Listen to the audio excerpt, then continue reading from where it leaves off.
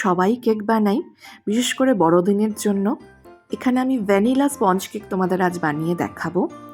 তার জন্য যেগুলো লাগবে, 1 কাপ উঁচু উঁচু ময়দা বা 100 গ্রাম ময়দা, 1/2 কাপ গুঁড়ো করা চিনি, 1/2 কাপ গলানো মাখন, 4টে ডিম, আর যে কোনো ড্রাই ফ্রুটস পরিমাণ মতো তোমরা ইউজ করতে পারো তোমাদের পছন্দ অনুসারে। আমি এখানে কাজু কিশমিশ ইউজ করেছি। আর বেকিং পাউডার লাগবে 1/2 টেবিল স্পুন, আর ভ্যানিলা এসেন্স 5 to 6 ড্রপ। এবার একটা বড় মিক্সিং বাউল নিয়ে তাতে গলানো মাখনটা ঢেলে দিলাম। এরপর একটা হ্যান্ড ব্লেন্ডার মেশিন দিয়ে মাখনটা 5 মিনিট ব্লেন্ড করে নেব।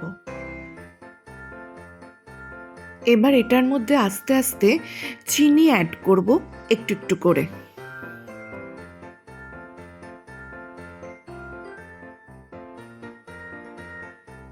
এই চিনি আর মাখন দিয়ে যত ফাটাবে এটা আস্তে আস্তে একটা ক্রিমি টেক্সচার নেবে। তো 10 মিনিট ধরে এরকমভাবে ফাটিয়ে নিতে হবে।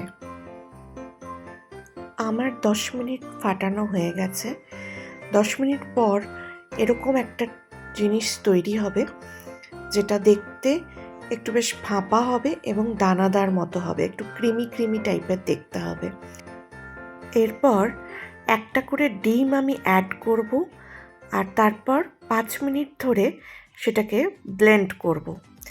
এখানে একটা কথা বলার আছে যে সবগুলো ডিম একবারে কিন্তু তোমরা অ্যাড করবে না। একটা করে ডিম অ্যাড করবে, 5 মিনিট ধরে সেটাকে ব্লেন্ড করবে, তারপর আবার আরেকটা ডিম অ্যাড করবে। এইভাবে পরপর 4টে ডিম অ্যাড করতে হবে। প্রথম ডিমটা দিয়ে 5 মিনিট ফাটানোর পর আমি দ্বিতীয় ডিমটা অ্যাড করলাম।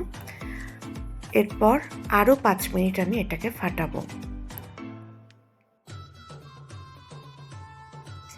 এরপর আমি থার্ড ডিমটা অ্যাড করলাম।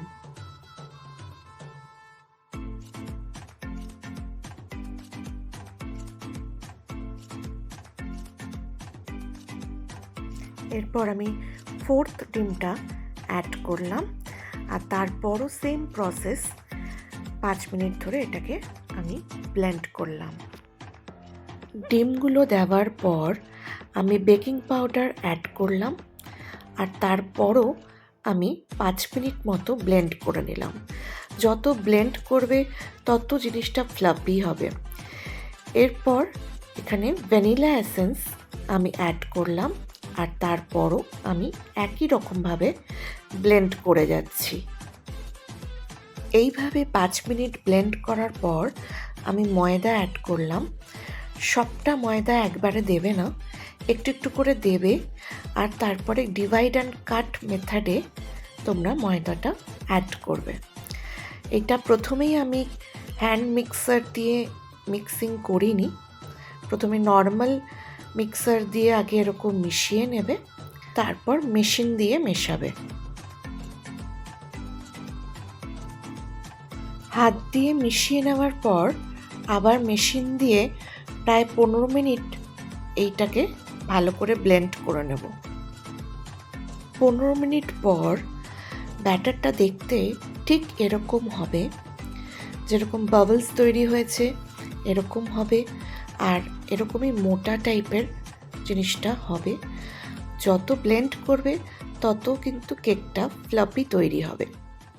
তো স্পঞ্জ কেক আমরা বানাচ্ছি, তাই এখানে কিন্তু ব্লেন্ডিংটা খুব ইম্পর্ট্যান্ট।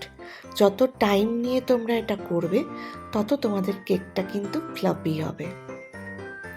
আমি যেহেতু কেকটা মাইক্রো ওভেনে বানাবো, তাই আমি একটা মাইক্রো ওভেন প্রুফ বাটি নিয়ে নিয়েছি। এরপর সেখানে আমি মাখন ব্রাশ করে নিচ্ছি। তোমরা যদি গ্যাসে বানাতে চাও কেক, তাহলে আমি এই ভিডিওর শেষে সেটা বলেছি, পুরো ভিডিওটা মন দিয়ে দেখো, তাহলে জানতে পারবে। পুরো বাটিতে এইভাবে ভালো করে মাখন লাগিয়ে নেওয়ার পর আমি একটু ময়দা পুরো বাটিটার মধ্যে ছড়িয়ে নিচ্ছি, যাতে কেকের নিচের অংশটা এখানে লেগে না যায়। ময়দাটা ছড়িয়ে দিয়ে আমি এটা আবার ব্রাশ করে নেব। এক্সট্রা ময়দাটা আমি অন্য বাটিতে সরিয়ে দিলাম। এরপর আবার পুরো বাটিটা আমি ভালো করে ময়দা দিয়ে ব্রাশ করে নেব। এই পলিশিংটা কমপ্লিট হয়ে যাওয়ার পর আগে থেকে তৈরি করা ব্যাটারটা আমি এই পাত্রের মধ্যে ঢেলে দিলাম। পুরোটা ভালো করে কাচিয়ে আমি কিন্তু এই বাটির মধ্যে ঢেলে দেব। এরপর কাজু কিশমিশ আমি এতে অ্যাড করলাম। তোমরা চাইলে যে কোনো ড্রাই ফ্রুটস এখানে অ্যাড করতে পারো। ড্রাই ফ্রুটস অ্যাড করার পর এরকমভাবে বাটিটা একটু ট্যাপ করে নিও, যাতে এর ভেতরে যত বায়ু আছে সেগুলো যাতে বেরিয়ে যেতে পারে। এরপর মাইক্রোওভেনের কনভেনশন মোড বা হট ব্লাস্ট যে অপশনটা আছে সেখানে 180 ডিগ্রিতে দিয়ে আগে প্রিহিট করে নেবে। এরপরে আগে থেকে তৈরি করে রাখা কেকের ব্যাটারটা মাইক্রোওভেনের ভেতরে ঢুকিয়ে কনভেনশন মোডে 20 থেকে 25 মিনিট বেক করে নিতে হবে। টেম্পারেচার থাকবে 180 ডিগ্রি। আর যাদের মাইক্রোওভেনে কনভেনশন মোড নেই তারা হট ব্লাস্ট যে অপশনটা মাইক্রোওভেনে থাকে সেটা টিপে 180 ডিগ্রিতে বেক করে নেবে। আমার মাইক্রোওভেনটা স্যামসাংয়ে, তাই এখানে হট ব্লাস্ট অপশন রয়েছে। কনভেনশন মোড বলে কিন্তু কোনো অপশন এখানে লেখা নেই, তাই আমি এটা বলে দিলাম। যদি কারোর বুঝতে অসুবিধা হয় তাহলে তোমাদের জন্য একটু সুবিধা হবে। দেখতেই পাচ্ছ আমার কেক কিন্তু বেক হতে শুরু করে দিয়েছে। ভেতরে কিন্তু এটা ঘুরতে শুরু করেছে। এখানে একটা কথা কিন্তু অবশ্যই মনে রাখতে হবে, প্রিহিট কিন্তু অবশ্যই তোমরা করে নেবে, নাহলে কিন্তু ঠিক প্রপার কেকটা ভালো করে কিন্তু তৈরি হবে না। ঠিক আছে?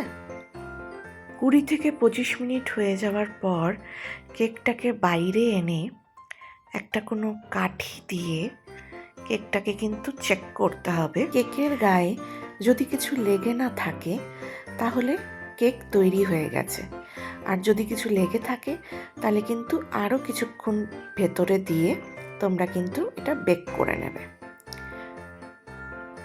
কেকটা ঠান্ডা হয়ে গেলে কেকটার পাশে একটা ছুরি দিয়ে আস্তে আস্তে করে কেকটাকে কেটে নিতে হবে, তাহলে সেটা বেরিয়ে আসবে। এরপর একটা থালা নিয়ে সেটা বাটিটার মুখে চেপে ধরে সেটাকে উল্টে একটু ট্যাপ করতে হবে, তাহলেই কিন্তু পুরো কেকটা থালার মধ্যে বেরিয়ে আসবে। এরপরে আরেকটা থালা নিয়ে সেটাকে উল্টে নিতে হবে, তাহলেই আমাদের কেকটা কিন্তু একদম সামনে চলে আসবে।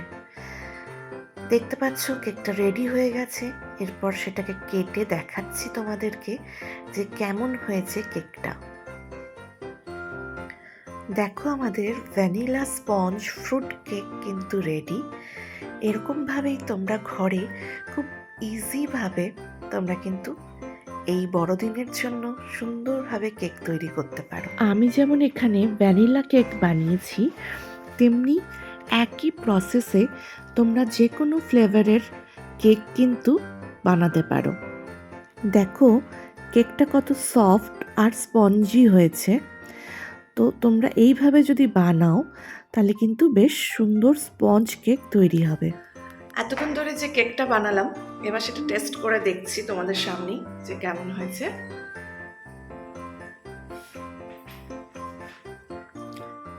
আমার তো বেশ ভালো লাগলো।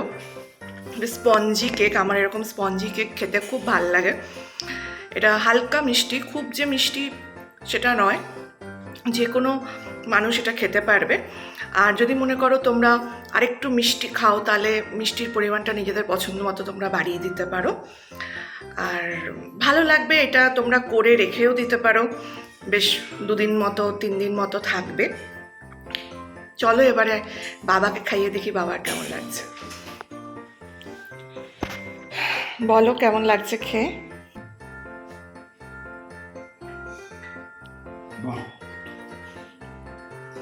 ভালো